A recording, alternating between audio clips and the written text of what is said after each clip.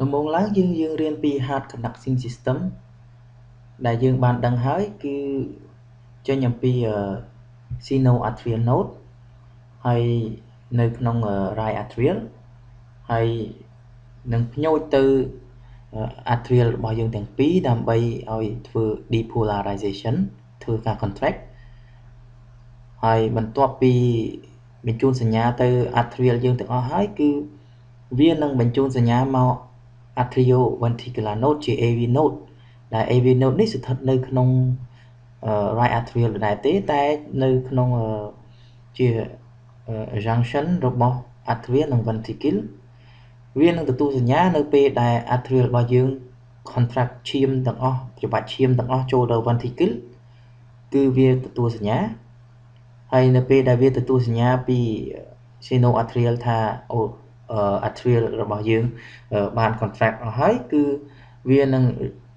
បន្តសញ្ញានេះបញ្ជូន signal នេះទៅ AV bundle ហើយ AV bundle ដែលនៅក្នុង ventricle នឹងបញ្ជូនទៅ right និង left bundle branch ដើម្បីផ្ញូចនៅសាច់ ventricle របស់យើងឲ្យ contract ឲ្យធ្វើ depolarization ឲ្យ contract ឈាមចូលទៅក្នុង aorta និង pulmonary artery ហើយនេះជា EKG normal ជាទូទៅ normal EKG មាន P wave មាន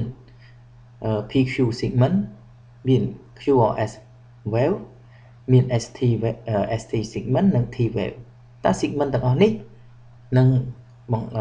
តាក់ទងអ្វីជាមួយនឹងការច្របាច់ឈាមក្នុងបេះដូងរបស់យើងដំបូងឡើងគឺ P wave គឺatrial depolarization នៅពេលដែល sinoatrial បញ្ជូនសញ្ញាមកផ្ញូចនៅសាច់បេះដូងរបស់ atria របស់យើងគឺពេលដែល atria យើង contract ទទួលសញ្ញាបានហើយ depolarize គឺវាចេញជា P wave ហើយនៅពេលដែលវាបញ្ជូនសញ្ញាទៅបន្ទាប់មកគឺវាបញ្ជូនសញ្ញាទៅ AV node នៅពេលដែល AV node យើងទទួលសញ្ញាបាននេះនៅពេលហ្នឹងគឺមិនមានជាសញ្ញាមិន depolarization អីទេអញ្ចឹងជា PQ segment ដែល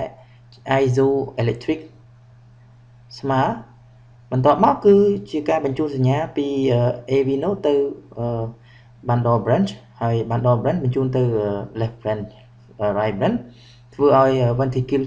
មាន depolarization ជា QRS wave ជាការច្របាច់ជាការ contract របស់ ventricle របស់យើងហើយបន្ទាប់ពី QRS wave នេះ ventricle ច្របាច់ឈាមចូល aorta និង pulmonary artery នៅពេលដែលវាច្របាច់ឈាមចេញអស់ហើយវាមានជា segment ST ជា segment ST មួយជា segment ដែលទទេមួយដែរ isoelectric ដែរហើយបានចូលដល់ការ relaxation ហើយបានចូលដល់ជា relaxation ventricular ជា T wave ដូច្នេះ T wave នេះគឺជា phase ចុងក្រោយហើយជាការ relax របស់ ventricle ដូច្នេះ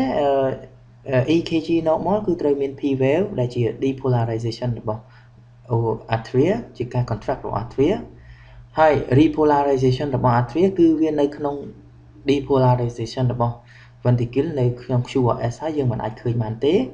segment PQ ជាការ delay ជាការបញ្ជូន signal ពី atria មក ventricle បន្ទាប់មកពេលដែល ventricle ច្របាច់ហើយជា segment ST មួយទៀតដែលជាក្រោយការច្របាច់របស់ ventricle បន្តិចក៏ជា isoelectric line ដែរគឺត្រង់ដែរ